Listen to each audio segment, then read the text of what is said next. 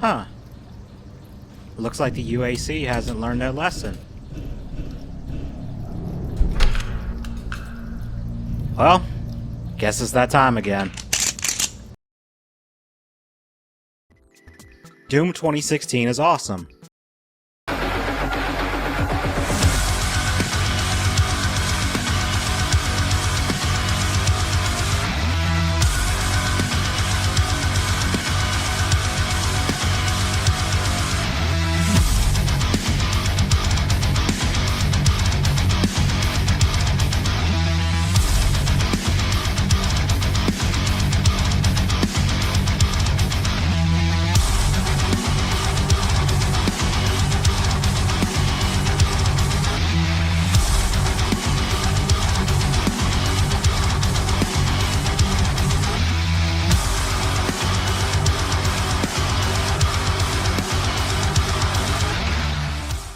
That's it, video's over, pack it up, have a good one you guys. Okay, joking aside, let's rewind the clocks a bit. At this point, Doom has been pretty dormant. I mean, the last new game, Doom 3, came out all the way back in August of 2004, and the closest thing we've gotten to new Doom content was the BFG edition of Doom 3. So yeah, Doom was in hibernation for a good while. During this time, between Doom 3 and what we got, there was another Doom game being worked on, and according to John Carmack, early development started back in 2007. So 3 years after Doom 3's release, and it was officially announced in 2008, and then information on the game stopped. According to what I found in the Doom wiki, it went completely silent about it. It also sounds like the game had strayed way too far from what Doom's about, and other sources stated that it was story heavy, featured a lot of cinematics, and apparently it took a while for the player to actually start fighting demons, and they spent a while fighting zombified humans. There was a multiplayer component and some footage from it, and gameplay leaked recently, and NoClip had a documentary about it that came out a few years ago. It was really good, you should check it out. The direction the game appeared to be heading in caused the game to earn the title of Call of Doom, and a lot of people echoed that sentiment, and from what I've seen, yeah, I think it's kind of valid.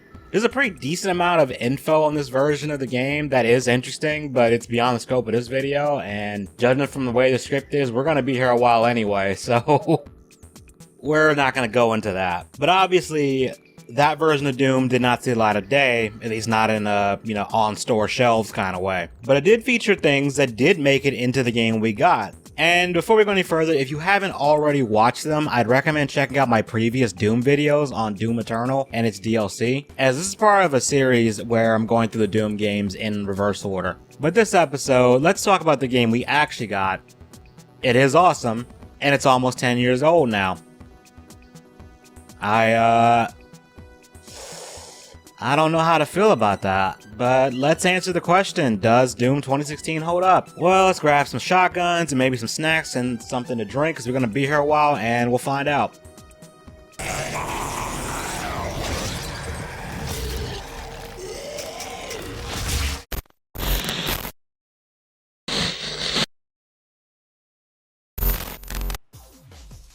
One thing that stood out to me after coming back to this game from binging Doom Eternal is the fact that Doom 2016 is slower than I remember. And that's not a bad thing, by the way, it's just an observation. You see what I did there? One of the reasons why this game feels slower is mostly because you don't have the dash ability. And the double jump feels like it doesn't give you as much lift as it does in Eternal. Also, you have to go through a few levels before you even get the double jump. At first I thought your walk speed was slower, but watching footage from this game and Eternal side by side, as far as I can tell, they appear the same. Now, despite what I just said, the game still encourages you to be mobile and not to sit still and turtle, or at least don't try to do it all the time. There are some situations where it can work, but you're not going to be hiding behind cover and picking off enemies one at a time. You're not doing that. The game will not let you. One other change compared to the sequel is you do not rely on the chainsaw as your primary means of getting ammo back, and your fuel doesn't regenerate either. Enemies killed with the chainsaw still drop a bunch of ammo, but because you don't have the regenerating fuel, you won't be using the chainsaw as frequently as you are in Eternal. The chainsaw here is more of a power weapon, and you're incentivized to save it for bigger threats. Larger demons require more fuel, but it's an insta-kill, and it makes them drop a ton of ammo. It also seems like the larger the demon, the more resources they drop. So if we can't use the chainsaw as much to get ammo, well, how do we get ammo? You'll be relying a lot more on ammo pickups, and enemies will drop small amounts of it on glory kills, but in the unlikely event you run out of ammo, which I don't think ever happened in this playthrough, and I'm trying to remember if it's ever happened any other time I played this game, and I genuinely can't think of a time where it has. Don't worry, the devs threw you a bone. You have an infinite ammo pistol.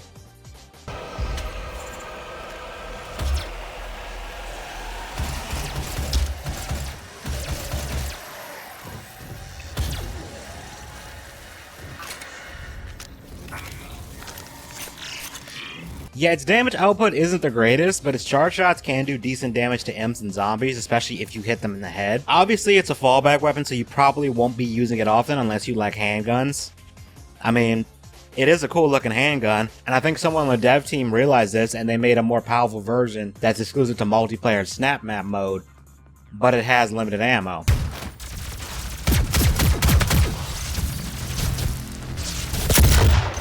Like in Eternal, each of your weapons has 2 mods you can swap between with different effects, and you can upgrade them with weapon upgrade points gained from either completing challenges in the level or finding secrets, and also killing demons. The only guns where that rule doesn't apply is the BFG and the handgun.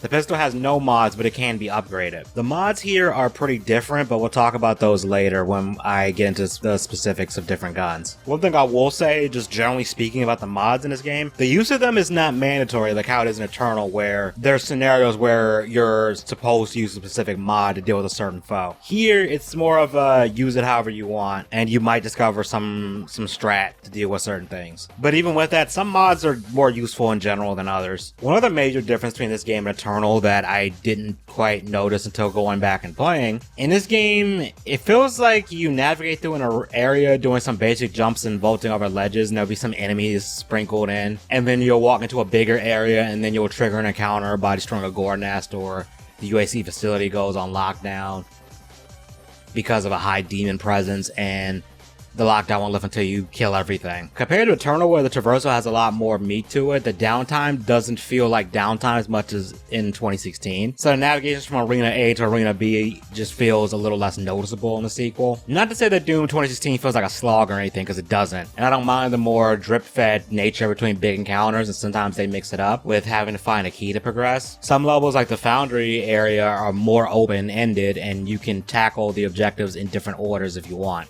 which is neat. You'll still be hunting down secrets, and some of these include upgrades, which in this game come in the form of freighter tokens that you can use to modify your suit, like making you climb over ledges faster, switch weapons faster, take less damage from explosive weapons, or explosions from your own attacks if you made the mistake of firing a rocket launcher a few inches from your face.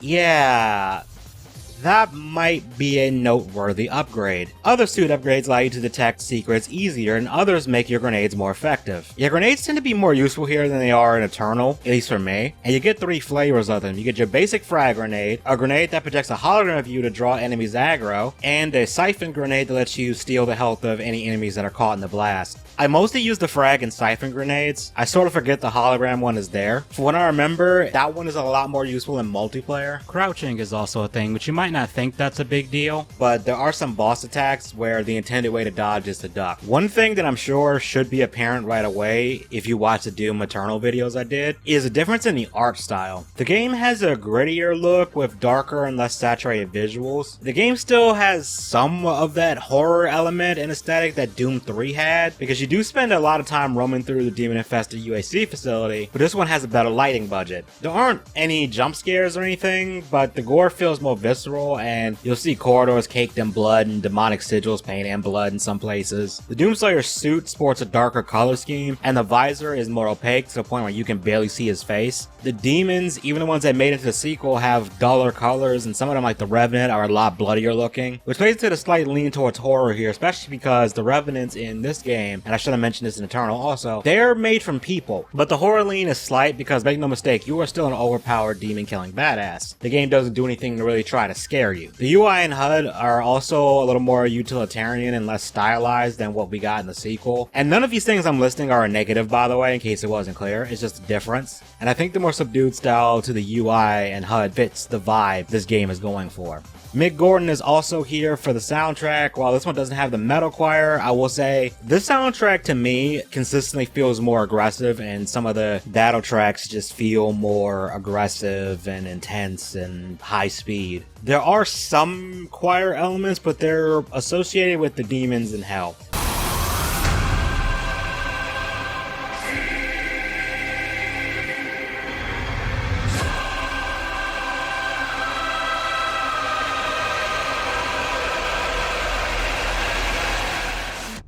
It sounds great, but a comment I saw on YouTube of a fan mix of one of the boss themes kind of makes it funny, where someone said that it sounded like the chant is saying "Cope, seethe, mold."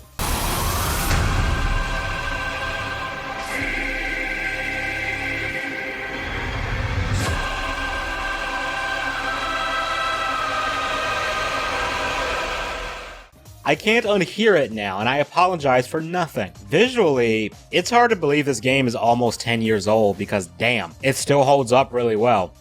Unfortunately, the game shows its age in other ways though. This game is a bit more, how do I put this, unstable. I've had the game crash multiple times. It seems to really not like my computer when I get to the Kadingir Sanctum because it crashed 3 times there. It also crashed when I tried to load into the Vega core level. I remember the last time I played this a while ago, the Necropolis level kept crashing randomly on me too. This time that didn't happen, but it just crashed in other places for some reason. I've run into some less serious bugs this time around too. In the final level, Argent D'Nur, somehow my controls got locked up, and Doom Guy became anti-gun for 20 seconds and decided to not shoot demons in the face.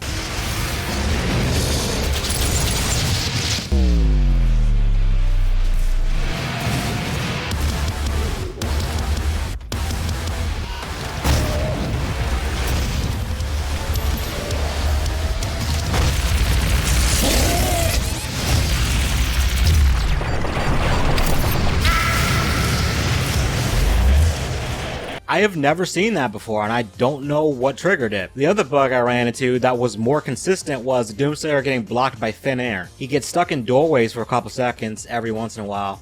I noticed it happens on doors that had just opened.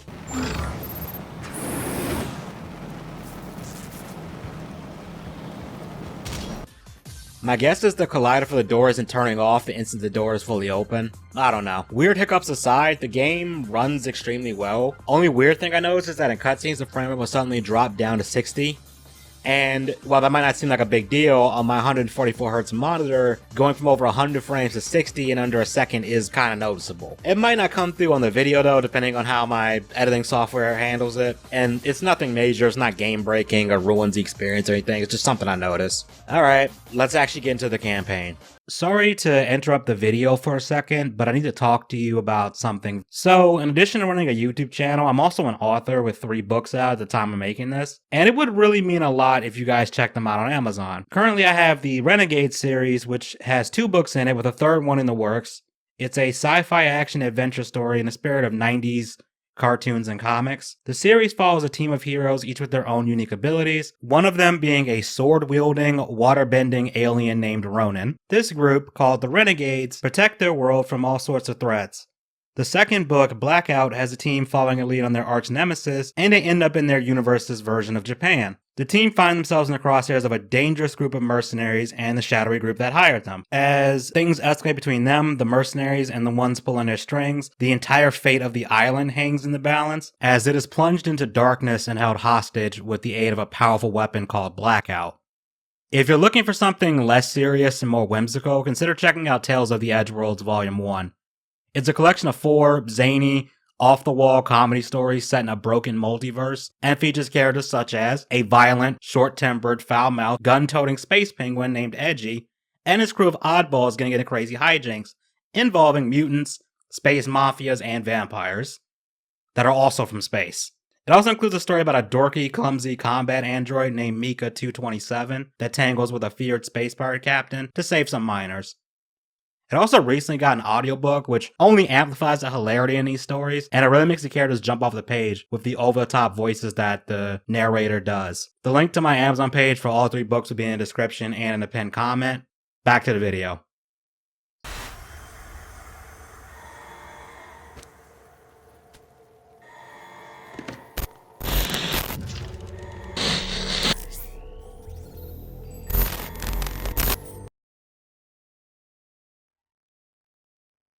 This first level opens up with a bang as we're rudely awakened from our nap by transformed humans.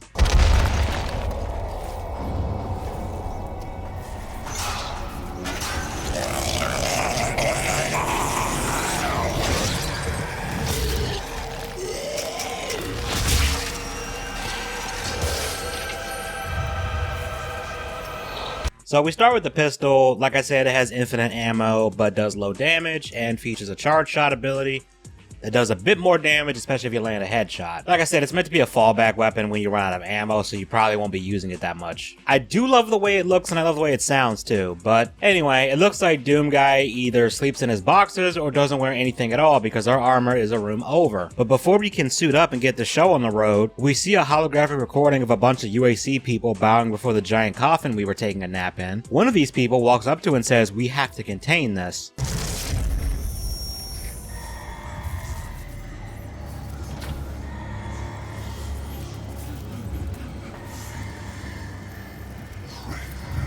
We have to contain this. This is Olivia Pierce. She's the Dr. Petruger of this game. She's the reason the Mars facility has gone to hell, literally. This is one of the ways the game conveys information to you. Unlike Eternal, where they rely on brief cutscenes, this game they like to play back hologram recordings of characters discussing things. They really wanted to keep the game moving forward, and there's very little downtime here like you get in Eternal, and there's no Fortress of Doom hub area that you go to in between levels. It just keeps going. Anyway, we get her sued, and we see a bunch of demonic shit, and then we're contacted by someone.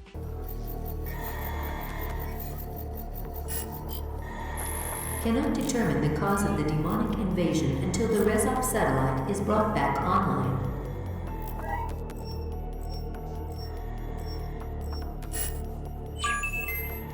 Welcome. I'm Dr. Samuel Hayden. I'm the head of this facility. I think we can work together and resolve this problem in a way that benefits us both. Oh yeah, Hayden's here too. Here he's characterized as more of a calculating business type who wants to contain the situation just so he can keep producing Argent energy to keep his profit margins high. You know, your typical corporate guide messing with forces you can't control. Anyway, we get a brief tutorial on how glory kills work, and then we're given Doom's tried and true weapon, the shotgun.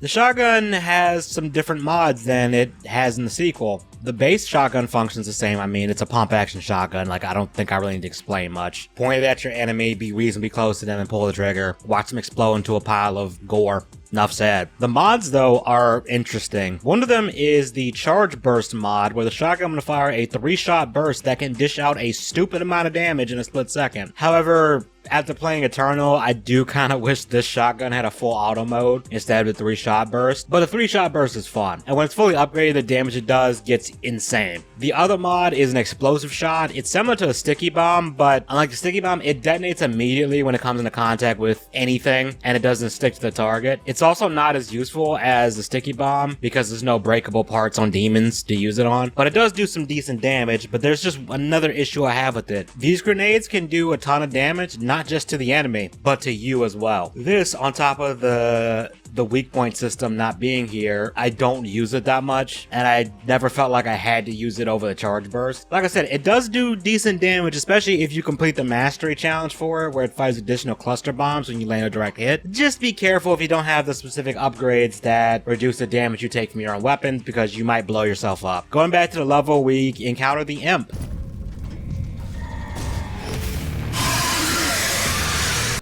They function pretty similarly to how they do in Eternal, except they don't constantly respawn during encounters, and you don't use them as ammo packs. You fight them as normal, low-tier enemies that are meant to just kind of harass you. They lob fireballs at you and they'll try to scratch you if you get too close. They sometimes like to climb on surfaces to get a better vantage point to snipe with the fireballs. They can be killed with a few shotgun hits, and even the pistol can make short work of them, especially if you hit them in the head. They're not a huge threat unless you're low health or you get cornered. After killing your first imp, in the next room you are introduced to a major mechanic in this game. Gore Nest. The presence of these causes whatever room you're in to go into lockdown so you can't leave. To fix it, you gotta destroy the nest, but doing this causes waves of demons to spawn. Once you kill all of them, the lockdown is lifted.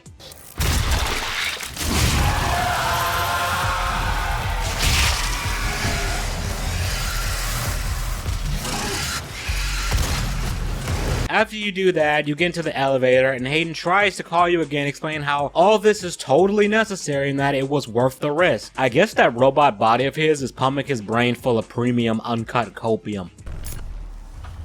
I'm willing to take full responsibility for the horrible events of the last 24 hours, but you must understand. Our interest in their world was purely for the betterment of mankind. Everything has clearly gotten out of hand now, yes.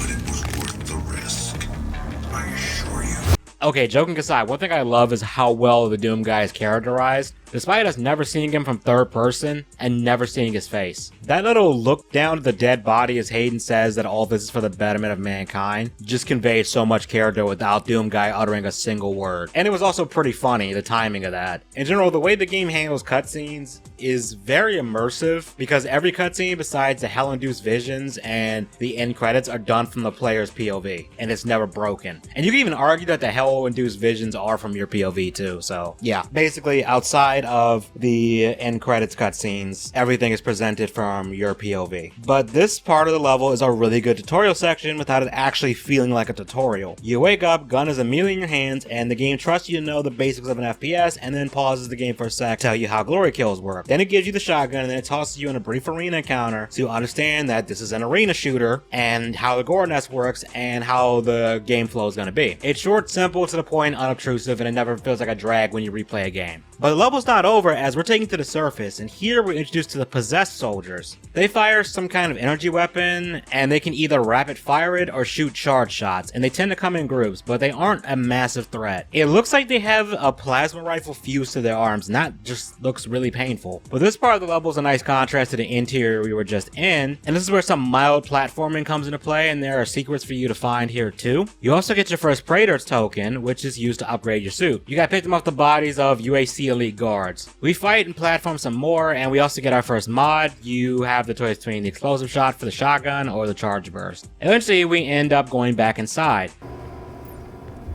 Welcome to the UAC. Now 221 accident-free days. We might need to update that. I believe in honesty, especially now, in what will be your final moments.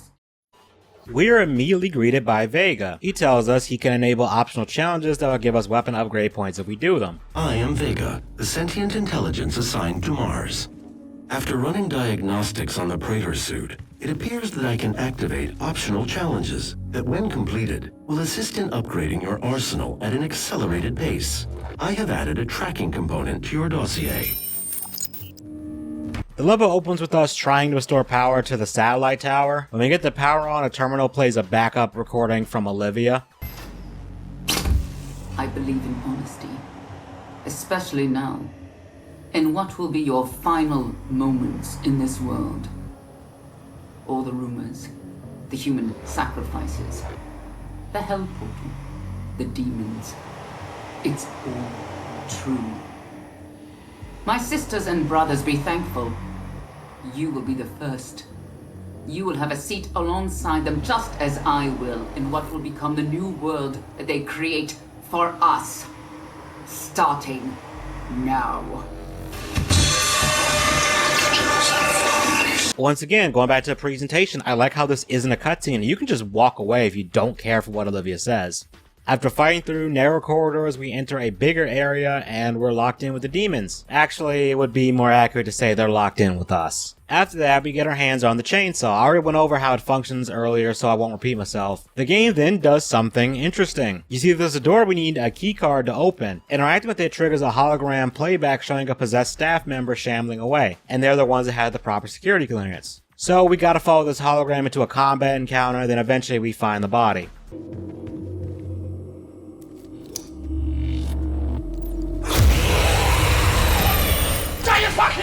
Lol. Anyway, we pick up another mod since we only have the shoddy. All we can do is get the other upgrade. But we do get the heavy assault rifle a little later. This floating impact basin. This high-tech mining and research facility is pushing the boundaries of the imagination each and every day. As a valued employee, your loyalty is more than just a commitment to the European. It's a commitment to the future of mankind. This gun, in my opinion, is much better than what we got in the sequel. For one, its sound effects are better, and its rate of fire is higher. But its two mods are a bit of a mixed bag for me. The micro missile one is good, even without its mastery upgrade, and it can inflict a lot of damage. The other mod is a tactical scope. It's a scope. It doesn't turn the gun into a high-powered sniper rifle like it does in Doom Eternal, but its upgrades do give it the ability to pierce targets, and its mastery upgrade causes it to have increased damage when scoped. It's not terrible, but I just wish it was something cooler. Overall, the heavy assault rifle is fun and does a good amount of damage, and you're gonna be using it a lot. We head outside and we get our first power-up, Berserk. It lets you instantly kill demons with some pretty quick and brutal finishers.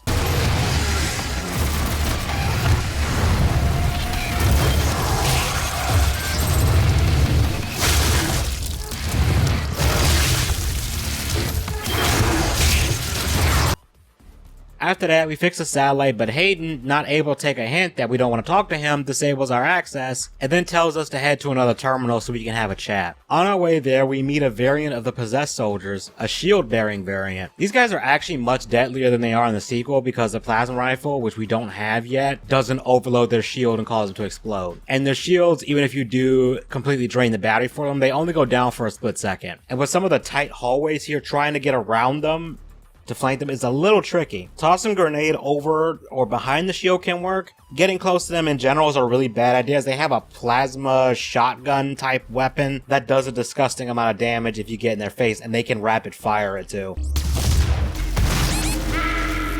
Anyway, we make it to a terminal for Vega, and Hayden gives us a free upgrade.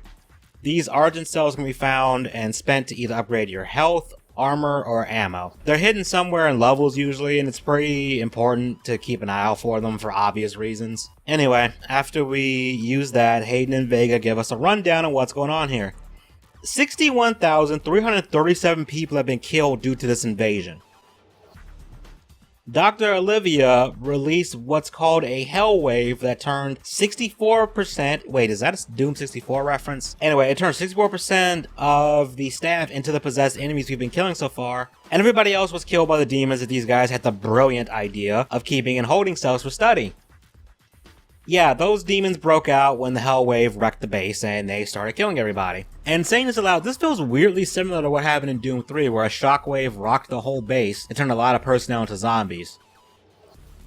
But in Doom 3, there was an open portal at this point that was allowing the demons in. Hayden tells us Olivia caused the hell wave and tries to defend his experiments with hell and the energy in it. However, it's interrupted because the Foundry area is melting down because the regulators have been destroyed and the core temperature is spiking, meaning it's gonna go boom. There is an emergency in the Foundry. The regulators have been destroyed and the core temperatures are now destabilizing. They've overrun the adjacent facility. If the venting turbines aren't re-engaged, neither of us will survive the meltdown. We should probably do something about that, so we're off to the Foundry to fix that, and then figure out what to do with Olivia. Overall, this stuff was pretty fun. I like that they gave you a mix of interior and exterior environments for variety, because walking around through gray corridors non-stop might have gotten a bit stale. But let's head over to the Foundry.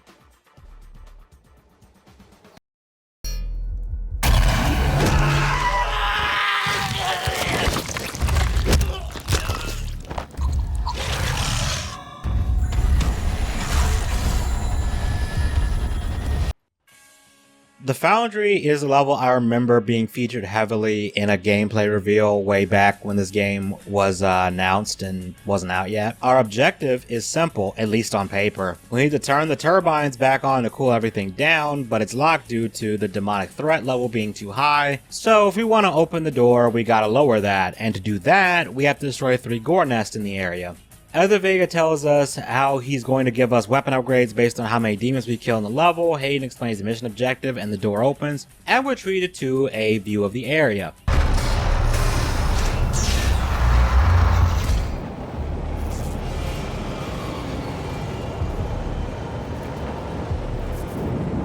Damn.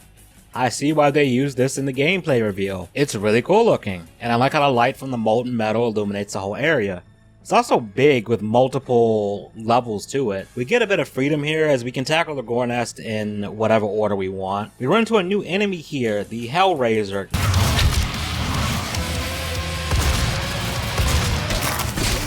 No, it's not a Cenobite, no Pinhead here. It's a more demonic looking possessed soldier with a laser cannon for an arm, and it shoots out a beam that it likes to sweep the area with. You know what, I'm kind of shocked they didn't bring this thing back in Eternal. One highlight in this level is there's a part where we need a robotic arm with the proper security clearance to stop a gas leak that's blocking our way to a gore nest. How we find the arm is pretty neat, as we can play back a hologram showing the unfortunate technician who has the proper clearance having a very up close and personal encounter with the Hell Knight.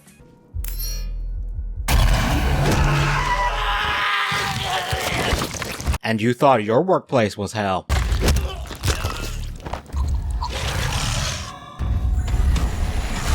Excellent foreshadowing for a future enemy. Our poor victim isn't too far from where the Hell Knight slammed his face into the console. With the leak stop, we can get to the gore nest ahead. I remember when the gameplay reveal happened at E3, people started laughing when they put the severed arm on the console. Wait a minute, is that a reference to the live-action Doom movie with The Rock, where he uses the severed arm to open a door to get the BFG? Was that intentional?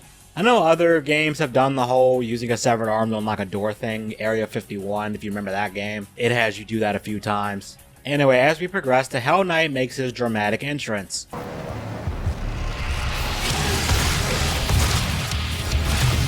The Hell Knight is a beast. Like I said in the Doom Eternal video, these guys do not grasp the concept of self-preservation.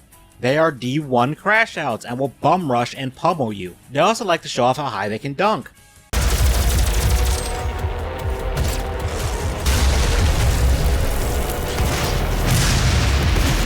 I guess he really wants to welcome you to the jam, but you should probably focus them down because they will make your life miserable if you let them get in your face. And despite them being swole as shit, they're fast and will run you down in seconds if you aren't paying attention. On top of that, we can get the plasma gun here, and it looks very similar to the one from Doom 3.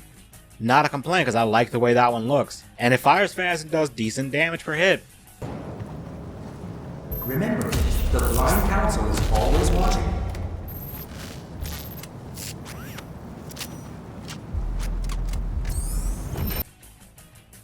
I do have one really small, and this is probably a little petty nitpick about it though. I wish the projectiles had a brighter, more vibrant color because to me it looks a little washed out. Look, I said it was a nitpick. The mods on this are pretty good too.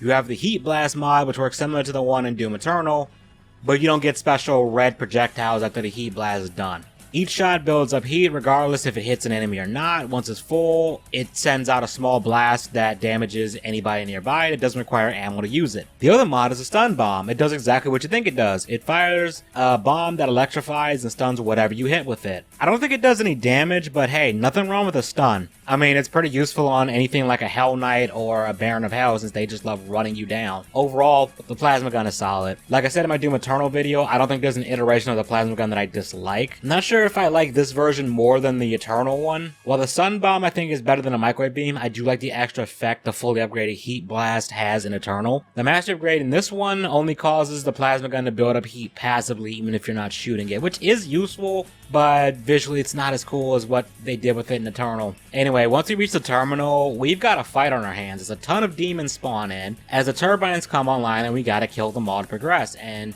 this ends with us squaring off against 2 Hell Knights at once. After that, Hayden detects Olivia in a nearby control room and she ends up overloading the Argent Tower that powers the portal between Mars and Hell to try and rip it open and allow endless demons to invade. Authorization, Olivia Pierce. Alpha 402.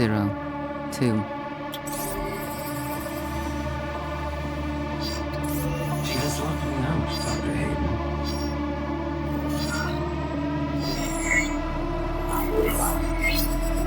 All power rerouted to Argent Energy Tower. She is trying to tear open the portal between our world and theirs.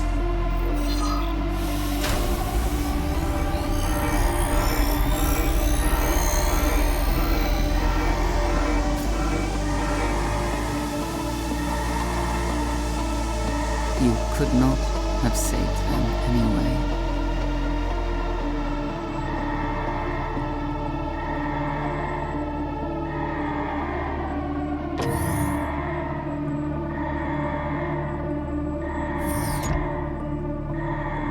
Okay, side note here that has nothing to do with my opinion on this game, but every time I see Olivia, I'm just reminded of the actress Tilda Swinton. It's something about her voice and the way her face looks and kind of her hair too. I don't know if it's just me, but to get back on track, I have one question for this cutscene. What the hell are we doing here?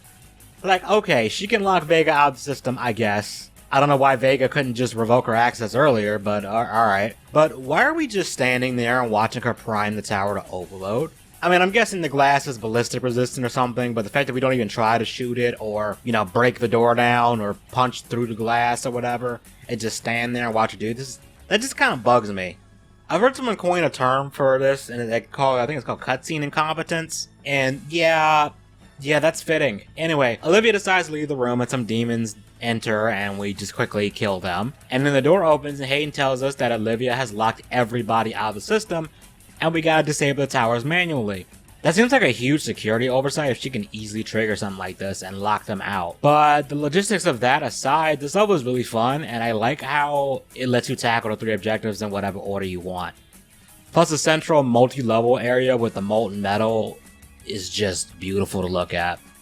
And I get why they use this for the gameplay reveal, because if you want to catch people's attention, you can't go wrong by using this level. It also feels very different from the previous levels in terms of visuals, which is good because we've had 3 levels mostly set in UAC tech facilities with some brief treks across the surface. But each area we've been to feels completely different from each other, but they all still feel like they're part of the same complex. That trend of variety continues into the next level too.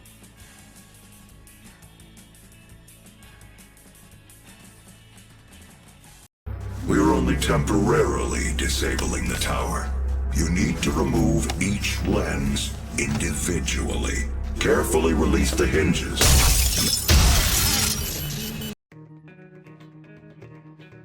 Our goal is to disable the Argent energy filters to shut down the tower before the portal opens. Sounds easy enough, right? Well, we gotta do some platforming to get to them, and this level has us be outside for the most part. This is also where the first rune trial stone is, so these stones offer a special challenge scenario that if you complete it, give you a rune that you can assign to a slot to augment some ability. For this one, we get the vacuum ability that increases the range at which you pull in pickups. Pretty neat. However, at first you can only get 1 slot, and as you unlock more and more runes, you eventually can get up to 3 slots, so you can pick 3 that you want to use and find the best combination that works for you. Your runes can also be upgraded by doing certain things. For the vacuum one, to upgrade it, you have to pick up 300 items while having the rune equipped. That will increase the pickup range for it. We also get the rocket launcher here.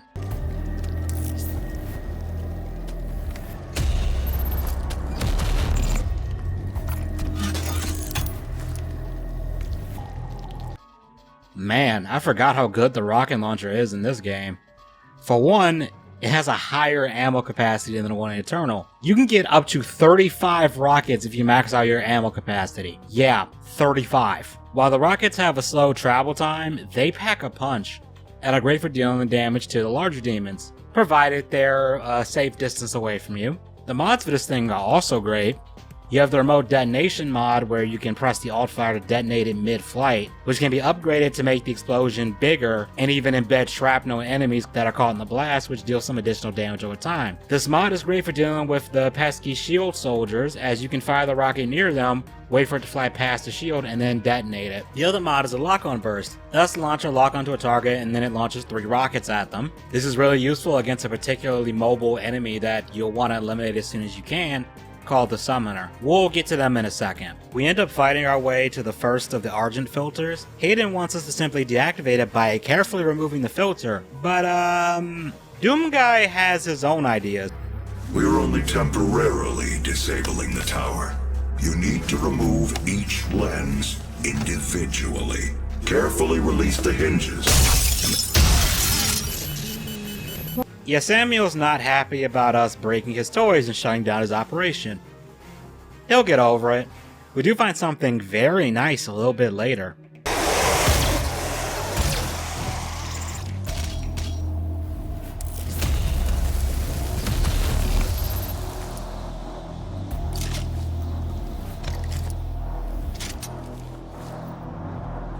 The super shotgun. I mean, it kind of speaks for itself.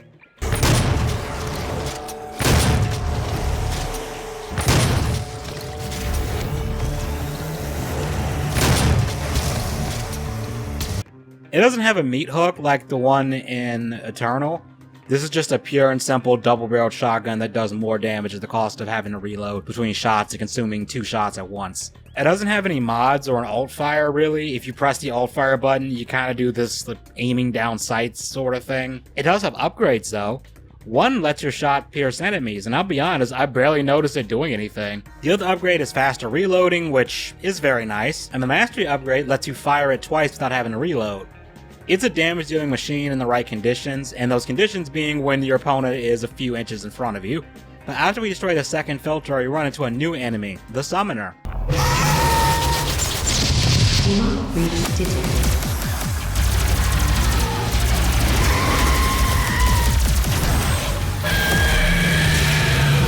The Summoner zips around the arena, firing off waves of demonic energy, and as his name suggests, they will summon additional enemies, usually after teleporting away from you. They like to spawn in imps and other possessed enemies too. They should be a high priority target because despite their lanky appearance, they can pack a punch with those energy waves. After we deal with the Summoner, we get more molding from Hayden. We spent decades perfecting the science, selling it to humanity. We balanced their hell energy with our science, making it usable and safe. We solved an energy crisis the world had no answer for. It works. You cannot do this. You are coping and seething. You just can't accept what you're seeing. Yeah, we destroyed the last filter, so Olivia shouldn't be able to open the portal, right?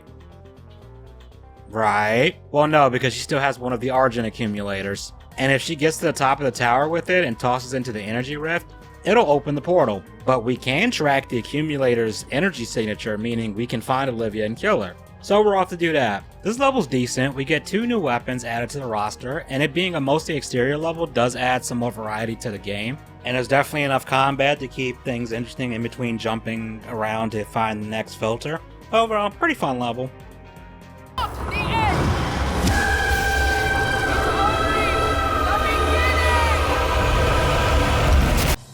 This level opens up with us running into a bit of a roadblock. You see, the main access route to the tower was destroyed during the whole hell wave thing. Our only way to reach the tower now is to run and hop across the damaged pipeline. But to do that, we're gonna need an upgrade. There are thrust boots in the maintenance area that'll give us a double jump. However, there's something there to stop us. Demonic presence at unsafe level. Lockdown ended. Yeah, the jetpack skeletons are back, and they got the premium treatment in this game because their mugs are featured in a lot of the key art, and they were on the cover too. They fire a bunch of homing rockets at you, and they can hover in the air and then fire just a metric fuck ton of unguided rockets that'll fly to where their red targeting lasers go. which is usually aimed at you. The lock-on burst with a rocket launcher can really do a number on them. They also have a special animation if they kill you. They'll rip your arms off and beat you with one of them and then punch you in the face. It is hilariously mean. Anyway, we get the double jump ability. The second jump doesn't seem to lift you as high as it does in the sequel, but it's still a welcome ability, and it does make us more mobile in combat too. But like I said, this level has us jumping across and up and down multiple levels of the damage pipeline while fighting some demons along the way. But we do catch up to Olivia.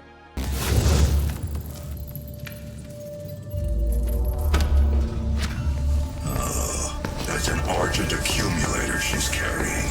She'll try to use it to open a portal manually into hell. While the Argent Tower is non-functional, the connection to their dimension is still viable. We are at great risk, Dr. Hayden. Alright, we sorta catch up to Olivia. She disables the elevator so we can't follow her that way, which means we gotta scale the tower from the inside. Once we get in the tower, we run into a new demon, the Mancubus.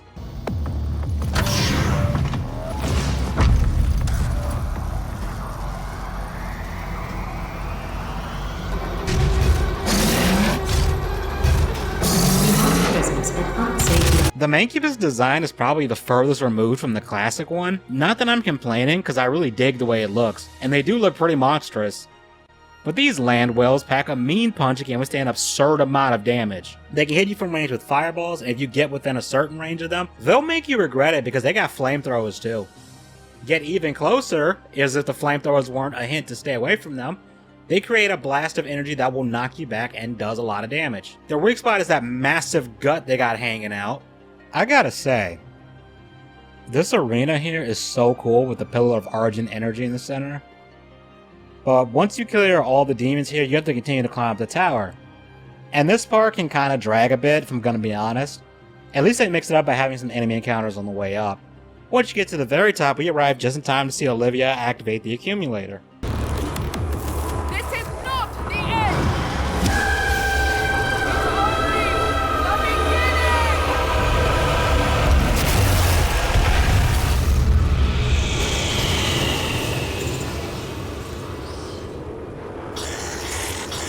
Mission failed. We'll get them next time. Yeah.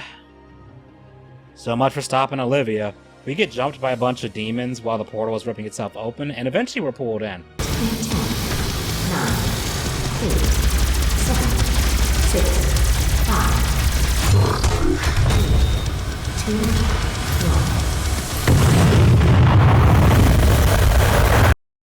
1. Okay, pack it up. That's the end of the game. Roll credits. We tried.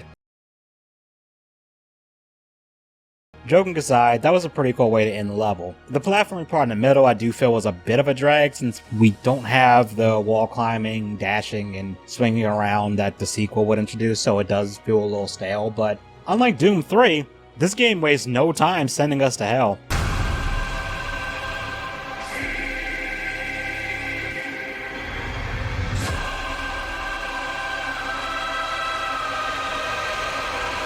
No, God! No, God, please, no! No! No! No! No, I'm just kidding. Doom Hell isn't nearly as bad as that. He wore the crown of the Night Sentinels, and those that tasted the bite of his sword named him the Doom Slayer. Welcome to Hell. We are greeted by a very cool visual of this demonic tower thing leading us into the Kadingir Sanctum. Our goal is to find a way out of here. Luckily, this is an area the UAC has been to, and they left markers in the ground to mark a path back to their on-site teleporter. That was nice of them. They also left us something important, a new weapon, the Gauss Cannon.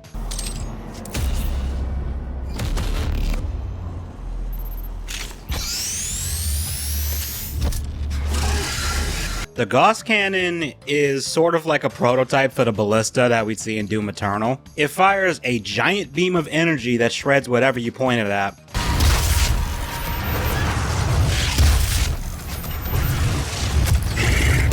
The Gauss Cannon slaps, and it hits like a freight train. Like the rocket launcher, this is your power weapon. This is what you use to shut down the more powerful demons, and you're gonna need it for one of the new enemies that makes his appearance here. Before we get to that though, we gotta talk about its mods. I'll start with my favorite one, Siege Mode. This one causes you to hunker down and fire a much larger and more powerful charge shot, and this thing can penetrate targets. It's beyond satisfying to use. Its only drawback is not being able to move while it charges, which fortunately the charge time isn't that bad.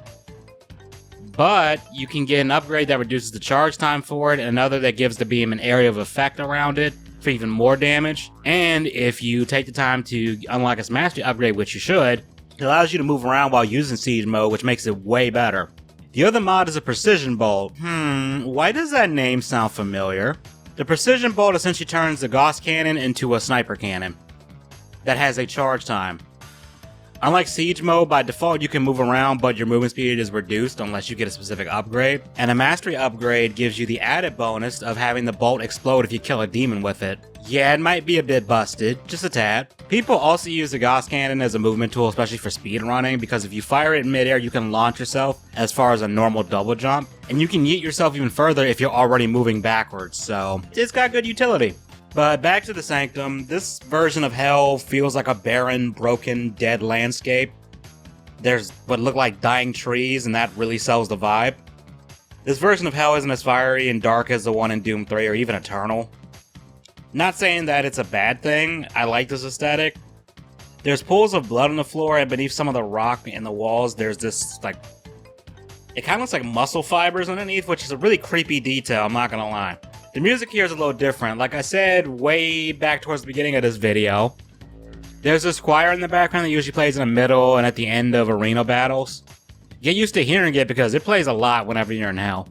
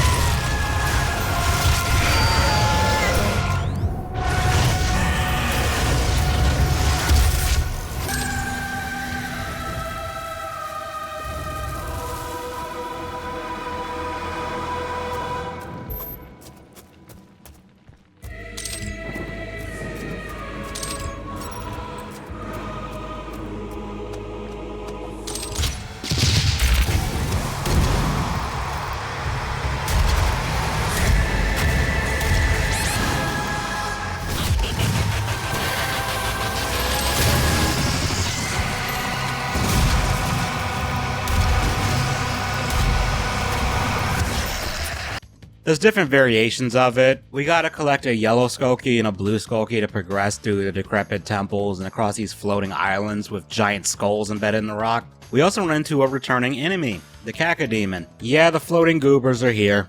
Despite their derpy designs, they can mess you up with their ranged attacks and their bites. The Lost Souls, everybody's favorite, is back, and yes, they do function like how they did in previous games. They bum rush you the minute they see you. Except now they make a loud ass scream that sounds like me when I get a Charlie horse to stub my toe.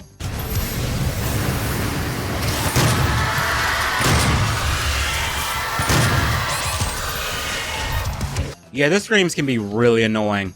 If they crash into you, they make you flinch and you can't move for a second. Good news is you can kill them pretty easy with a shotgun, but they're still annoying. Unfortunately, this is one of the areas where that instability I mentioned at the start of this video rears its ugly head, because I had a hard crash right after getting killed by a Cacodemon.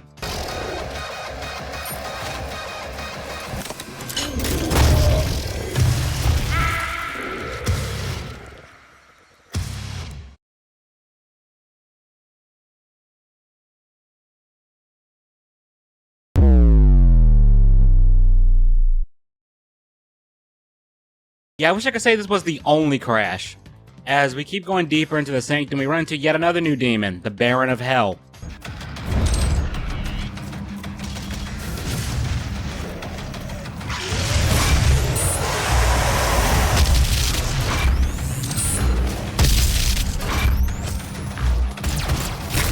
Yeah, the Baron of Hell here is looking very true to the classic design. And I distinctly remember when it was first shown off, I thought it looked kind of silly, but then actually playing the game, it's like, nah, it actually works. But it fights similar to the Hell Knight, but it's slower, but it hits harder, and it can take way more damage. It also throws green fireballs that hit way harder than the ones the Imp uses. Like the Revenant, it has a special finisher move on you.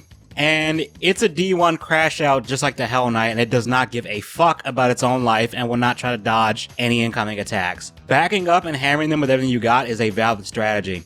Unfortunately, this is another area where the game just randomly decided to crash on me. For those of you keeping score at home, that's 2.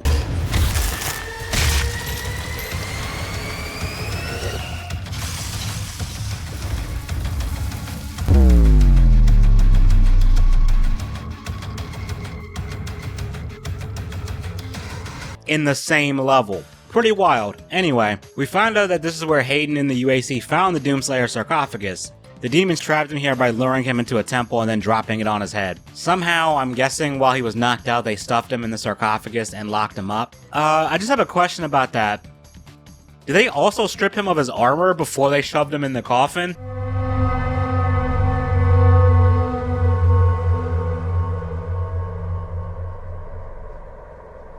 Okay, moving on from that, we have one more pretty intense battle before we get to use the teleporter.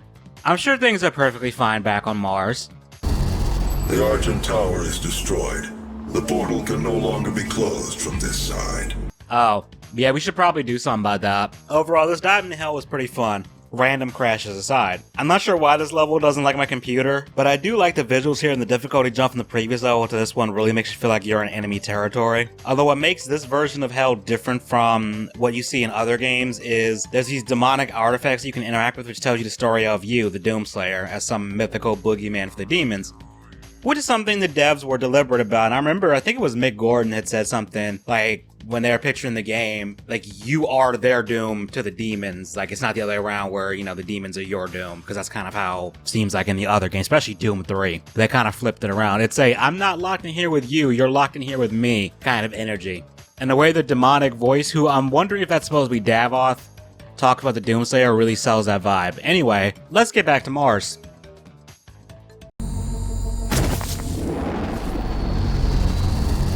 The Argent Tower is destroyed. The Argent Facility has seen better days. We got a legally not an Eye of Sauron looking ass portal looming in the sky above. Samuel tells us that the energy is coming from a specific spot in hell, but we need to link up with Vega at a terminal to get more info on the situation. Olivia has an artifact in her private lab that we've been studying for years. I believe you can use it to find the answers you seek. It bears your mark. Olivia's personal laboratory is not part of the registered facilities database. Alpha-level clearance will be required to locate it. Granted. You can access her Lazarus facility from the north sector of the Advanced Research Complex, about 80 kilometers away. I'll bring the tram power online to take you there, but you'll need a UAC corporate facilities clearance card to activate it. There is a security station nearby. So we have like a tenth of a plan here. We also get the chain gun.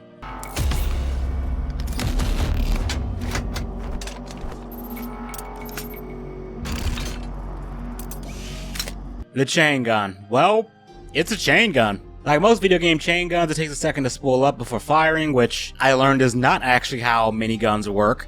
They just fire immediately, but, you know, it's a trend. Its rate of fire increases as you hold down the trigger until it reaches maximum speed. It's not very accurate at long range due to recoil. However, its mods are a little bit weird. The first one is the mobile turret, which takes the chain gun and attaches a bunch of smaller chain guns that all fire at once. It basically turns it into a storm of gunfire, like you just have a turret platform that you just carry around. It burns ammo fast, but it can do a lot of damage. The other mod is weird. It's called the Gatling Rotator that can let the weapon spool up without you having to fire it. not really that useful. I don't think I even use it during this run. His mastery upgrade does give you incendiary rounds, making your bullets deal more damage when the chain gun reaches max rate of fire. But like I said, I don't think I ever bothered using it. And I get why this mod didn't carry over into the next game. But this level is the same area we were in before we got to the Argent Tower, but now the demons have absolutely trashed the joint. They don't make the best house guests, who would have thought? After some fighting and platforming, we enter the tram area and something is waiting for us.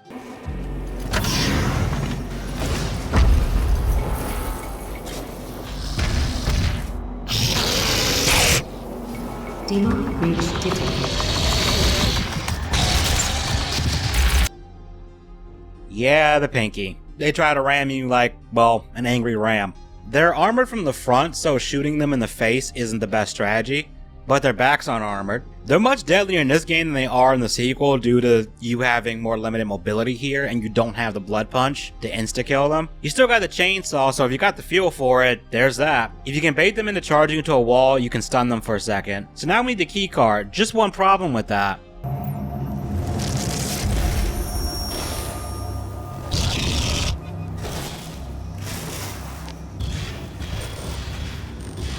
That demon seems to have taken your keycard. You will need to find it.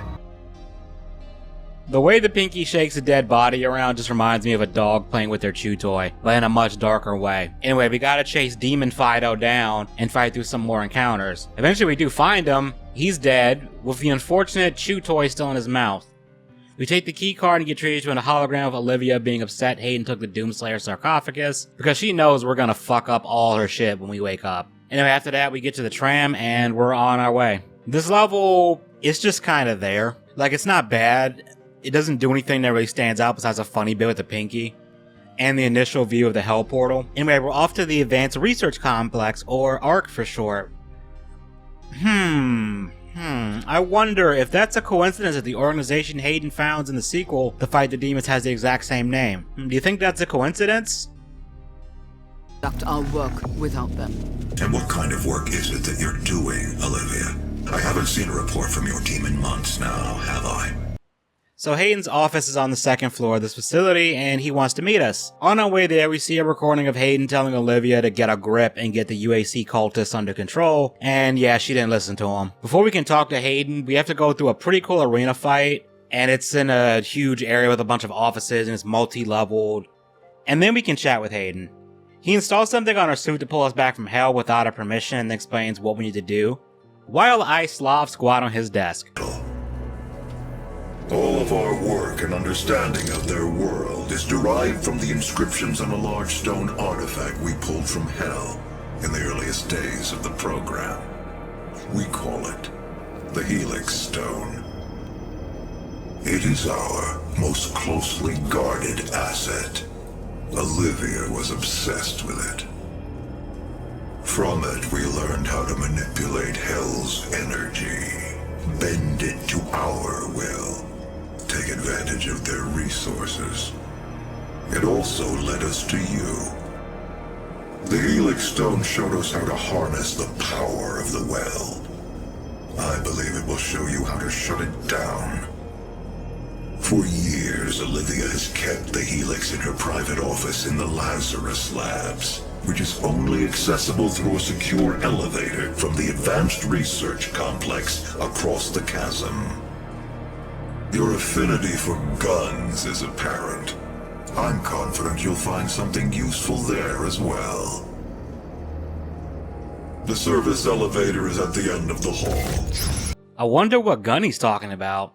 Anyway, we have to go outside and touch grass, touch sand. And we do some fighting and platforming to the Advanced Research Complex. While we're outside, we're met with a new type of enemy, the Cyber Mancubus. This one's been upgraded by the UAC cultists, because of course they did. So instead of shooting fire from its arms, it fires corrosive bile. It can use its cannons to create small pools of hazardous liquid and can take more damage than the normal Mancubus. I mean, he is wearing an SUV's worth of armor, so that checks out. We make our way inside the complex and we can see they are testing something in here. I wonder what it is. Unfortunately, we can't get in because we need an eyeball for that. We end up finding, half of a person with the proper clearance. But the security system is just a tad bit smarter than we thought. Access granted. Hello, Dr. Peters. Biometric mismatch detected. Scanning. We gotta shoot the power cells for the lasers, and then we get that gun Hayden was talking about.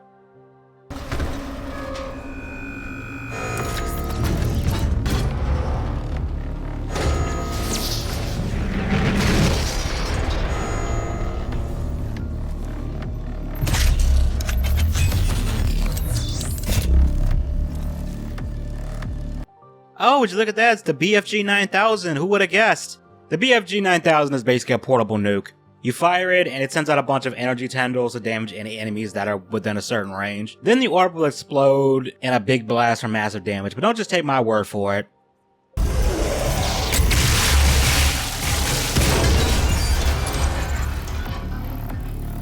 Yeah, it's mad powerful, which is why you only get 3 shots. It functions pretty much the same as the one in Doom Eternal, with one, depending on who you ask, significant change. You see, the BFG in Doom 2016 is broken because there's a specific exploit that is easy to do, and if you use it, it can just melt bosses. You see, if you fire the BFG, then bring up the weapons wheel, time slows. But the rate at which the BFG inflicts damage doesn't slow down along with it, meaning it actually does more damage if you pull up the weapon wheel and stay in it for a while. Just look at what it does to the Cyber Demon.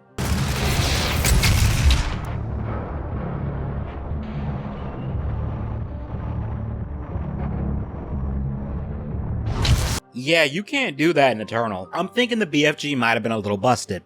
It is a pretty fun exploit, and even if I took that out of it, it's still a really useful weapon against bosses, because if you hit them, the boss will become stunned for a certain amount of time, and while they're stunned, they take significantly more damage, and they drop health and ammo for you.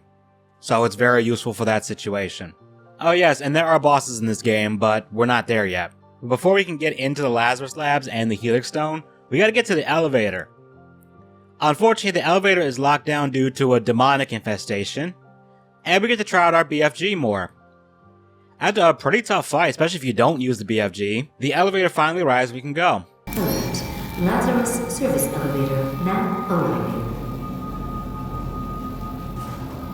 Demonic presence at unsafe levels. Lockdown and Yeah, the devs got jokes, but I got a BFG 9000, so I think we're even. This was pretty fun. That big battle in the office space was awesome, and we finally got the BFG. And we got some nice opportunities to use it against that horde of zombies and then dealing with the arena in the elevator room. Definitely a step up from the last level, and having that conversation with Hayden does mix things up a bit when it comes to pacing, and it doesn't last too long, and the game doesn't really yank control away from you, which I like. But on to the Lazarus Labs. I'm sure nothing immoral was going on here.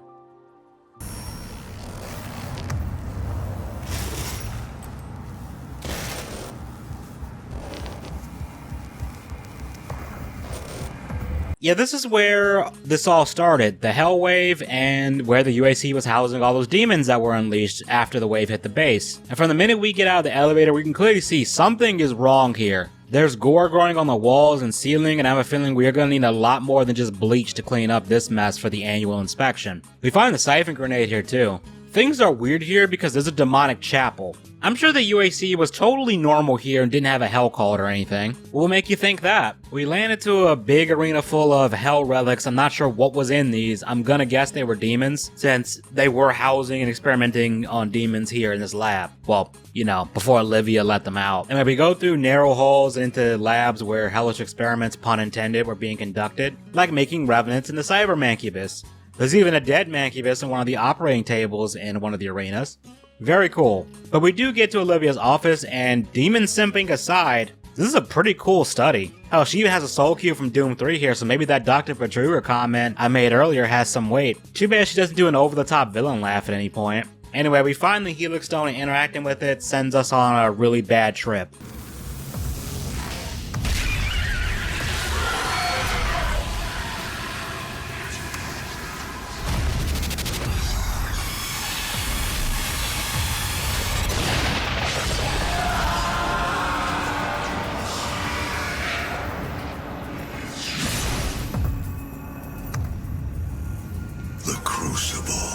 That's what she was looking for.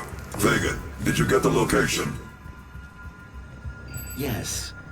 It is located in an uncharted region of the Titan's realm, but we'll need to rupture another Argent accumulator to create the portal. The only accumulator in this sector is in specimen CD 587. You're going to have to remove it.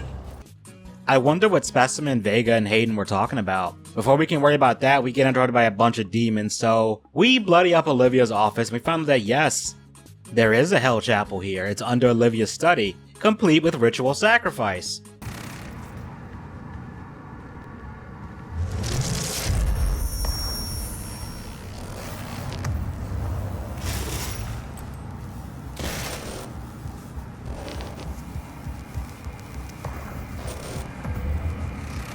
Later on, we find the device that was used to trigger the Hell Wave, and yeah, I'm thinking the UAC has a cultist problem.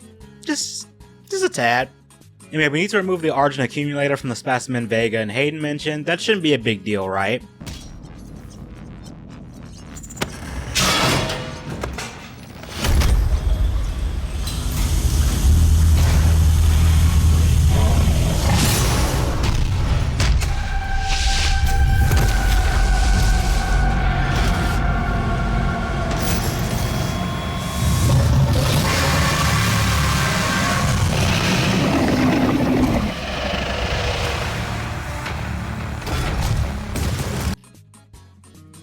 Yeah, it's a cyber demon. Don't worry, I don't use the BFG exploit, I reloaded the checkpoint to fight him straight up. The cyber demon has a lot of attacks. It can fire a barrage of missiles that fly into the air and then come crashing down. Thankfully, the ground highlights where they're going to land. On top of that, his arm cannon has two modes, a rapid fire missile mode and a charge shot that has heavy tracking on you right until the last second before it fires. On top of that, he has a charge attack and he can create energy slashes that you have to jump over or crouch under depending on their height. Once you hammer him, you rip out the accumulator and now you're back in hell.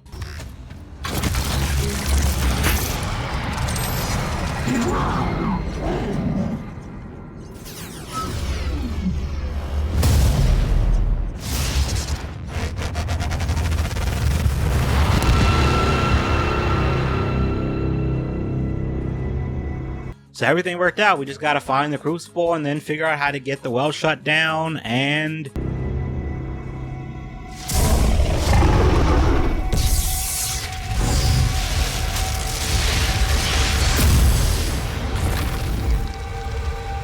Yeah, the cyber demon has a phase too. He gets one new attack here where he raises a rocky barrier on the sides to restrict our movement.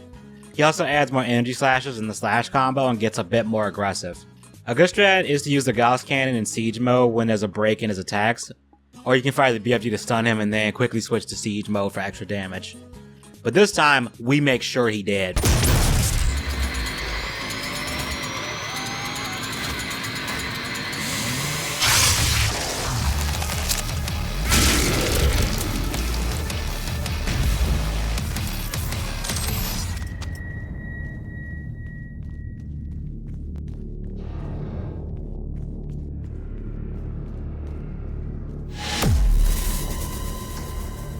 Yeah, he's not reviving from that.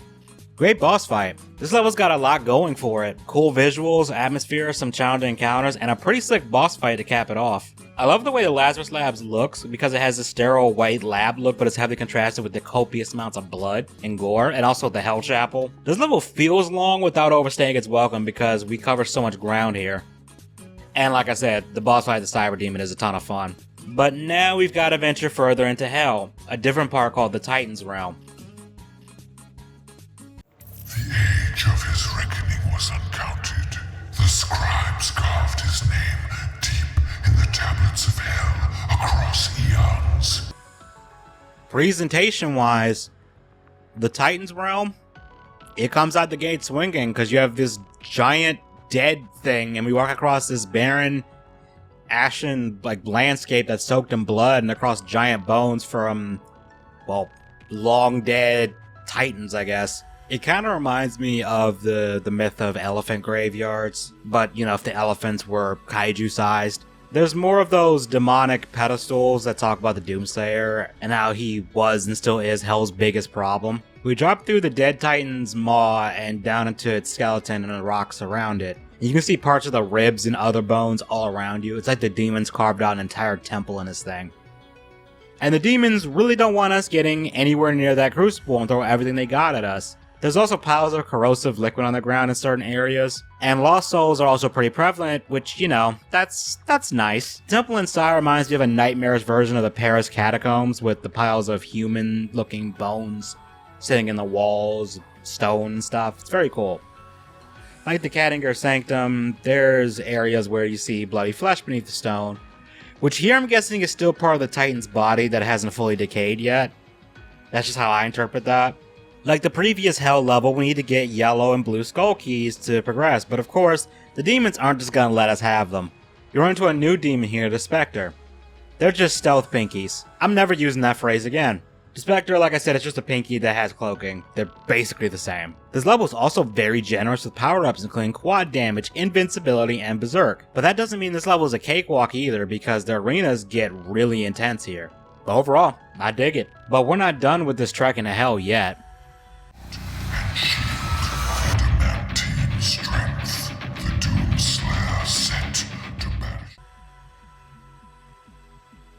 The Necropolis has an interesting structure. There's a central area and a path to the Crucible nearby, but it's locked. We need 2 skull keys to unlock it. Yeah, the game really likes to rely on skull keys while you're in hell for some reason. But there's teleporters to different parts of the levels to get each key. While we're here, we get another piece of lore that is actually confusing because I don't know if this has ever been referenced again. Maybe it is in Doom the Dark Ages. I still haven't bought it yet because, again, I'm waiting for it to go on a discount at some point. And in his terrible rancor between worlds, and through time, the Hellwalker found the wretch who shall not be named, but in his heresy was loyal to his evil cause. The wretch adored the Doomslayer in a mighty armor, wrought in the forges of hell, impenetrable and unyielding, with sword and shield of adamantine strength. The Doomslayer set to banishing all that were left unbroken by his savagery to the void. Maybe the prequel will elaborate on what this voice is saying, because it states that someone from hell was helping the Doomslayer and they forged his armor. If that's been explained in the Dark Ages, don't spoil it for me. That just jumped out to me because I genuinely don't remember that lore tidbit prior to playing this again. Either way, this level starts with us going through a few arenas, and then we use the keys to unlock the switches to then open way to the Crucible. Triggering both switches causes another wave of demons to spawn. Once they're defeated, the way opens, and we can get closer to the Crucible. We hop across platforms suspended over a gray void. There's a really neat Easter egg here.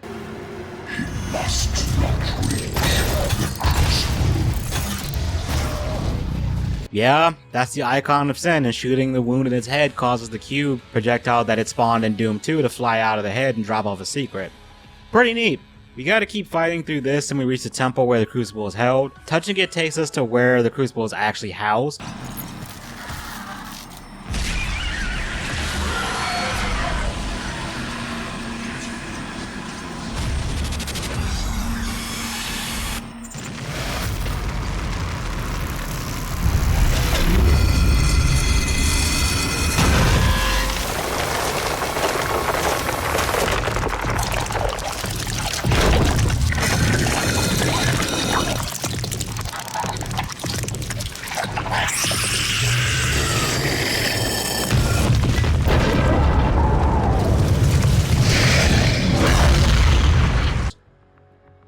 Yeah, we got another boss fight. One whole level after the last one. The boss distribution in this game is a little bit weird. The way the Helgar works is that it has a shield that it lowers whenever it attacks. When it charges up its projectile, if you inflict enough damage to it, you can cause the fireball to backfire and damage it and stun it. It adds some new moves halfway through the fight where it does a pretty impressive backflip, I'm not gonna lie. Before tossing its staff in a half circle around the arena. The staff will shoot fireballs as it flies through the air. Yeah, he turns this into a bit of a bullet hell game for a second. After the staff returns to it, the creature jumps into the middle of the arena and then spins around and shoots fire that spins with it. It might mix this up and switch directions of the fire to mess with you, but once you kill the Helguard, 2 more spawn.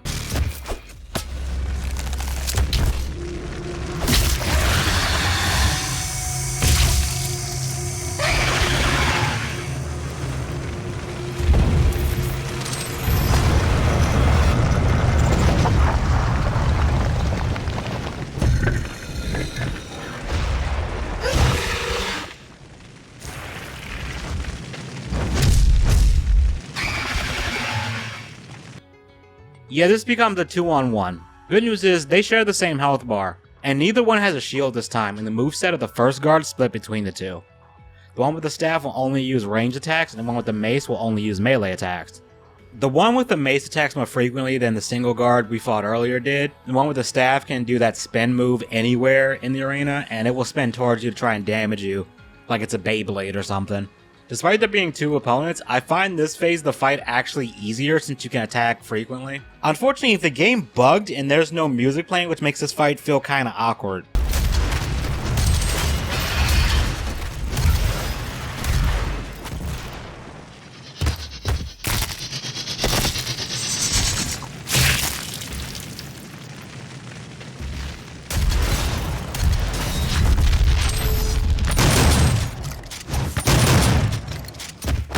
I really like the Hellguards, and I love to see a version of them come back in a new game, because biomechs are underrated. I just think they're so different and weird compared to other demon scenes that I want to see more of them.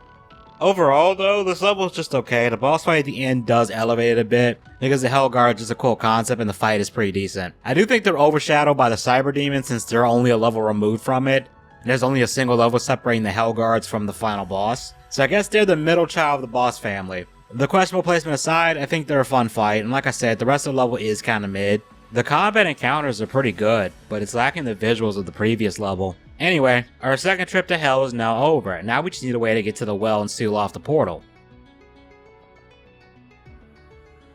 The process is complete. Thank you, Vega.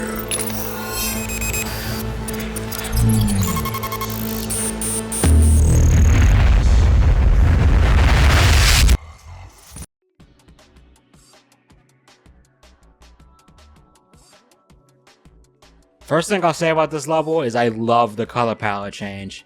We've seen a lot of grays, browns, and reds, and some white in the attack facilities and stuff, but not much blue. Vega's core, which I'm gonna assume is located in one of the ice caps on Mars, is a huge change of scenery, and it helps this level stand out a lot. Plus, I don't think prior to this there's ever been an ice level in a canon Doom game. I don't know if Dark Ages has one. I've played a fan megawad for the original Doom called Of Eternity that has an ice-themed episode, but since it's not an official Doom game, it doesn't count. But it is awesome though. I recommend it if you want to play some classic Doom, but with way better, visuals and stuff. So our objective here is to overload Vega's core, as him melting down will generate enough energy to send us to the well. Vega tells you in no uncertain terms that he will not survive the process and that he cannot self-terminate. So he has to literally walk us through killing him, which is a really dark concept, especially with how Vega maintains his polite demeanor as he's basically walking through helping him commit suicide. To kill Vega, we have to do a few things first. We have to disable his security system by pulling 2 switches. Our suit can absorb the power surge, so that means at least we won't get shocked to death. After pulling the first switch, a horde of demons spawn in and we have to kill them all before we can flip the other one. With the security down, we walk into Vega's absolute zero cooling system. Apparently it's the only one in existence.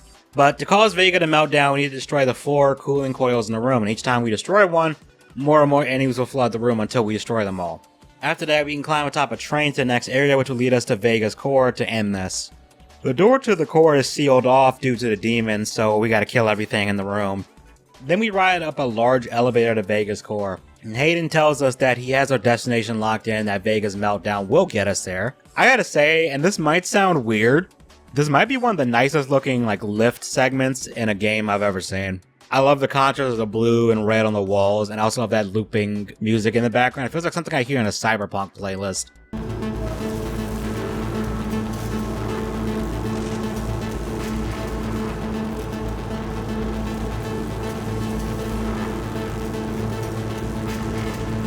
When we get to the top, we see Vega's core. It's huge, and it kind of reminds me of Mother Brain from Metroid. I don't know if that was intentional. To fully melt down Vega, we have to destroy the smaller neuroprocessors on each side of the main core. Then we have to kill Vega. And I'm not gonna lie, I actually felt kind of bad doing this.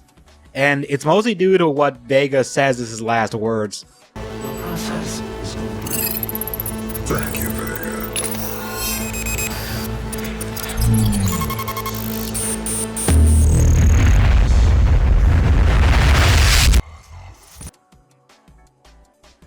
I don't know why him saying I have many regrets, Dr. Hayden, just kind of made me pause. I kind of wonder what he regrets. Keep in mind, at this point, I don't think the writers had decided on Vega being father, which, now knowing that, I'm wondering if that was him recalling something from when he was the father. Knowing what happens in the sequel, it makes it kind of weird because Hayden knows Vega is father, and Hayden is a Seraphim, so him coming to the decision to let Vega blow up, and how casual he is about it, makes no sense retroactively. Doom Guy does back up Vega, which does explain why he's still alive in Doom Eternal. But I do wonder if Hayden had the backup of him already made too. I should have said this in the Doom Eternal video, but after playing through this again, I kind of wish they didn't make Vega the father. Because I like that Vega was just being this helpful AI with a polite and friendly personality that's helping you stop the demons. Anyway, this level was short but fun and surprisingly more emotional than I thought since, you know, we are killing Vega, although not really since we back him up, but still. Not a bad penultimate level. Promised me so much.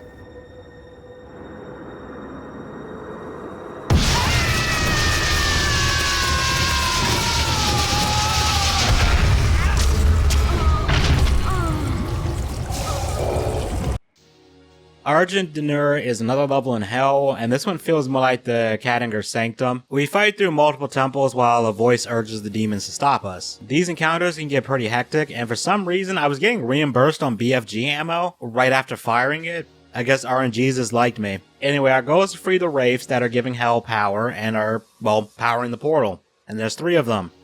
And each is heavily guarded, and the demons throw everything in the kitchen sink at you. Once you free the first wraith, a ghostly night sentinel points you in a direction of where to go, and after we free the final one, we can head to our way out, which is down the gullet of a dead entity.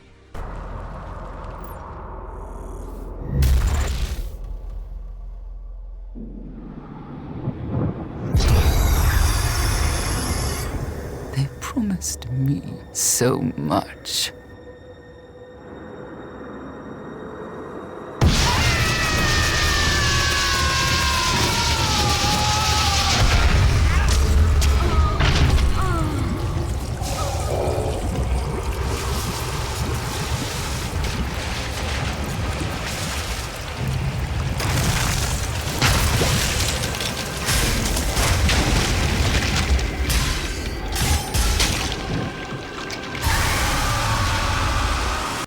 Yeah, I kind of forgot about Olivia. I had assumed she died when the accumulator went off back in the tower, but I guess not. When I first played this game, I thought she got turned into the spider mastermind by whatever demon was given orders. But the codex states that there was a demon known as the Aranea Imperatrix. At first I thought that was a misspelling of Imperatrix, which means Empress, but apparently Imperatrix is a less common spelling for it. So this demon's name is technically the Spider Empress. So this demon has always existed, and there's some codex entries about this cyber demon that implies that it was being controlled by this thing. But the codex also mentions someone being a key holder, and that when the gate is open, the key holder will become one with the master. So the Spider Mastermind, or the Aranea Imperatrix if you're feeling fancy, has fused with Olivia. And there's one thing that I don't think I mentioned in my Doom Eternal videos, and it's about the title of Dark Lord. It's not exclusive to Davoth, it's given to whichever demon is currently the strongest. Davoth is the original Dark Lord, but each age in Hell is basically when another Lord reigns. Currently, it's believed that it's the Spider Mastermind, though I guess that age ends at the end of this game. Either way, the Spider Mastermind is the final boss, and it's got a lot of tricks up its sleeve. And a lot of health. It can swipe at you with its claws, fire plasma bolts from its gun, fire laser beams from its body in conjunction with another laser that forces you to either jump or crouch under it. If that wasn't bad enough, she can launch grenades all over the arena, and it can summon pillars to rise out of the floor for you to stand on, and sometimes you will need to, because she can electrify the ground. Staying on the platforms for too long isn't a viable option either, because she can make those erupt with spikes to damage you. She can also levitate pieces of those platforms and throw them at you using telekinesis. I'm not done either, because she also has a charge shot that she sometimes uses, but you can hide behind the pillars to avoid it. She didn't do it that much when I was fighting her. I don't know if that's a common attack she does for other people. Maybe I got lucky with the AI, I don't know. Shooting the mechanical body doesn't do much damage, so instead we have to give the spider bitch CTE by shooting her in that galaxy brain of hers. To make hitting her weak spot harder, the mastermind will flip over and attack while upside down. The fight is actually kind of tough due to her high health and high damage. Like with the other two bosses, you can use the BFG to stun her and make her drop health while you dish out additional damage. And I gotta point out, the music during this fight is fantastic too, and I love it.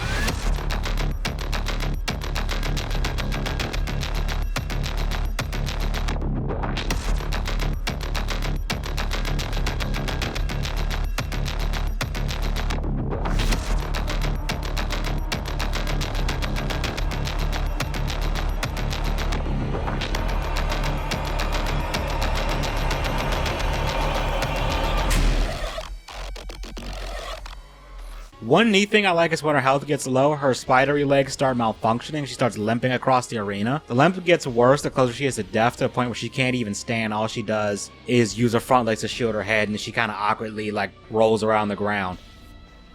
But when you eventually defeat her, we get the coldest finisher in the game.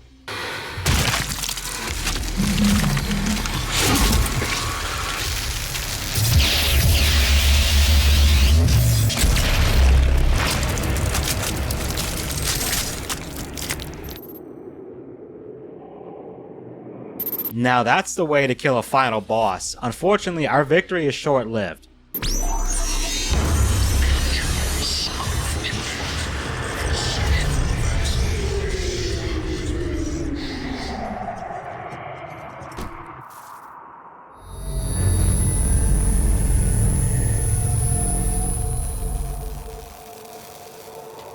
You've won.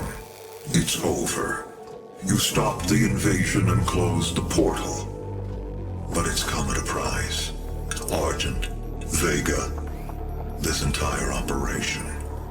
You see, I've watched your work, come to understand your motivation. You think the only way is to kill them all, leave nothing behind. And you may be right. But we can't just shut it all down. Without Argent energy, it will be worse. I don't expect you to agree. But with this, we can continue our work. I am not the villain in this story. I do what I do because there is no choice. Rerouting tether coordinates complete. Our time is up. I can't kill you, but I won't have you standing in our way. Until we see each other again.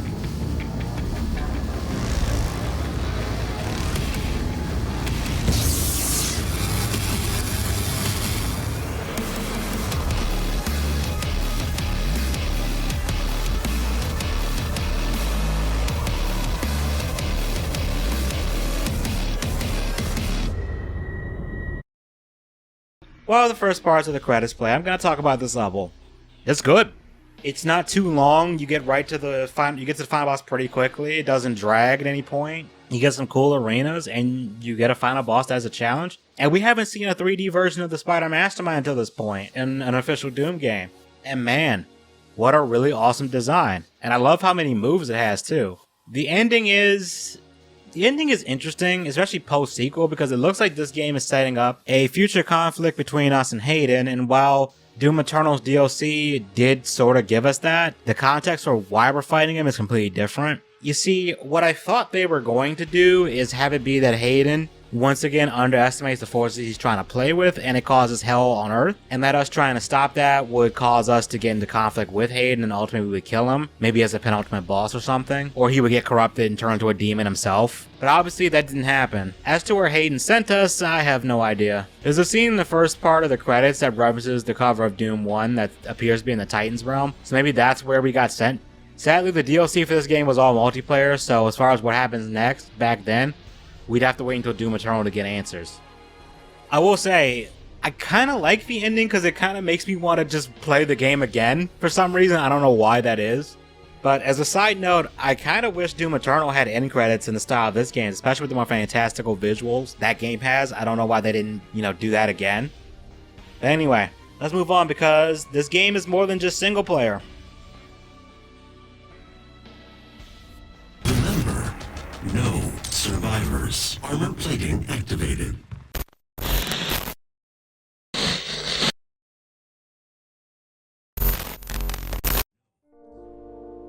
This game also has multiplayer, and I remember it being surprisingly fun back when the game was new. And it got pretty intense at times. The multiplayer has multiple modes: Team Deathmatch, Soul Harvest, which is a variation of Deathmatch, where players drop souls on death and you pick them up to score points for your team. Whoever has the most points by the end or collects the maximum amount wins. You have Clan Arena, which is a last man standing team mode where all players spawn in with max armor and health, and there's no pickups around the map, and the first team to eliminate the other wins. You have Freeze Tag, which I remember this one being really fun, where you freeze when you get killed, and your teammates can unfreeze you.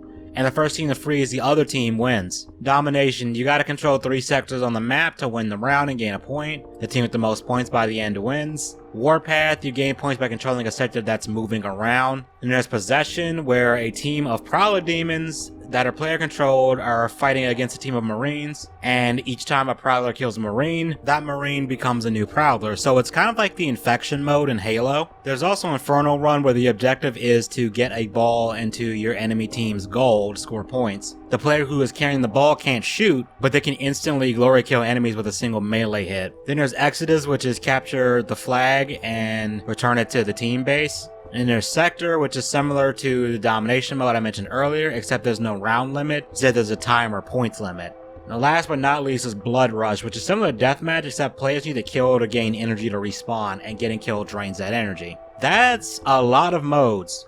Multiplayer also features character customization and loadouts, and there are weapons exclusive to multiplayer. These weapons can also be used in the Snap Map mode, which we'll get into that later, but these weapons include the Burst Rifle, that does as its name suggests, it fires a 3-shot burst, a grenade launcher, a semi-auto weapon that fires hell energy called the Hell Shot, a lightning gun, a beam rifle called the Vortex Rifle that charges up as you use it while it's scoped, a demonic weapon called the Reaper that fires a 6-shot burst, and a weapon called the Static Cannon. The Static Cannon is kind of weird because it charges up as you move around, but it will lose charge if you stay still for too long. It's basically designed to prevent you from camping.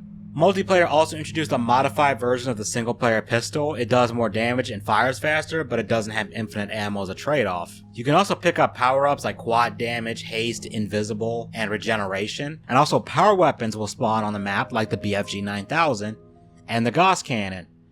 The Gauss Cannon in multiplayer behaves differently, as its all-fire lets you see enemies through walls, and it's a one-hit kill. But there's one power-up that really makes this multiplayer stand out: the Demon Rune. If you pick this up, you'll transform into a demon. Demons can track all enemy players on the map and are extremely powerful. There are 2 playable demons here that you don't encounter in single player, and those are the Harvester and the Prowler. The Prowler can leap onto walls and cling to them. It can also leap onto enemies, and if it does this, it'll instantly kill them. The Harvester floats and fires projectiles, and each time it hits an enemy, it builds up a charge that can then be used to fire out these 3 huge orbs that explode and do big damage. There's also the Cackle Demon, which was added as a DLC pack later.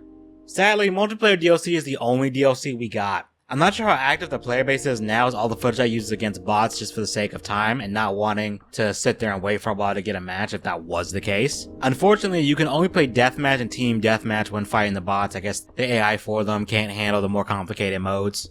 Still neat that there is an option to play with bots. It's a fun addition, more fun than I thought it'd be, but I'm not really here for multiplayer, I'm here for the single player. I only played it casually, so I can't go in depth about it. And this video is going to be stupid long just going off the script here, so let's talk about the last game mode. Snap Map is a neat feature that allows users to make custom game modes and custom levels. You can modify a lot of different properties, like giving enemies increased health, movement speed, and damage. You can have them walk on custom paths and stuff. You can make your own levels by stitching together different rooms. You can even change how the lighting in those rooms are and different color filters to get different moods and effects. You can program enemy encounters, text on screens, etc. At some point, people were able to add in custom level geometry to make things more varied. And I'm not gonna lie, people got mad creative with these. I was a little disappointed that Eternal didn't have this, but since we have mod tools now, I guess it's fine. But you can play through snap map games as your multiplayer character, and I remember them adding the Doomslayer as an option in this mode too. And if the levels provide you with them, you can also get weapons from the multiplayer mode too, which is nice. So, to wrap this up, you may have noticed I haven't really talked that much about the story in this game like I did with Eternal. And that's for a reason, because the game story on a base level is way simpler. The UAC was experimenting with hell and the demons, there's an incident, demons get loose, and we're woken up to stop it. That's essentially it. There's a ton of lore involving the Night Sentinels and your character being this warrior that's the only thing the demons fear, and that hell consumes other worlds to sustain itself.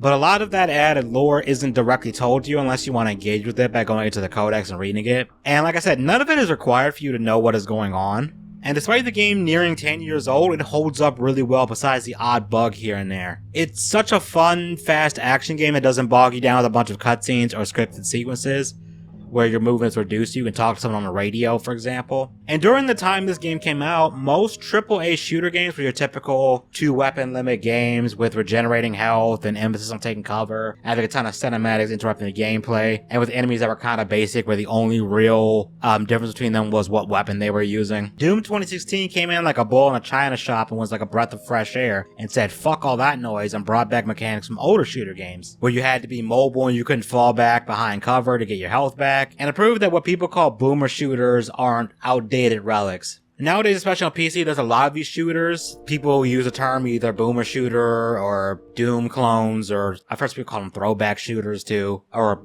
the more common one I've seen is movement shooters, whatever you want to call them. They seem to be a lot more prevalent now. But I don't think it can be overstated that Doom 2016 had an impact on the FPS genre as a whole. And I do feel like some of what made Doom 2016 great was lost with Eternal, because Eternal does have more cutscenes and it focuses on story a bit more. And I feel like we lost some of that brisk pace that 2016 has. Because if I wanted to use an analogy, 2016 is like ultra lean and it feels a lot more tight, while Eternal is still lean, but it just has some added fat on there. Not that the fat ruins the experience, and in some instances I don't mind it, but part of me does appreciate the simplicity of Doom 2016's narrative, at least on the surface. So does Doom 2016 hold up despite it being almost 10 years old? You know what? Let me think about that. Hell yeah.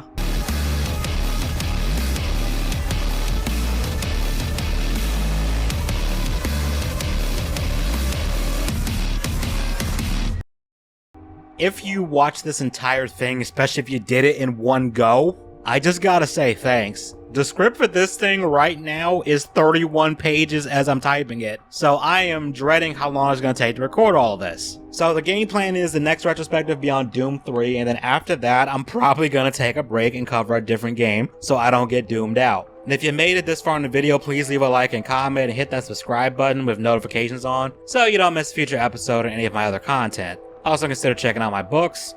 Thank you for watching, I hope you enjoyed it, and you have a good one.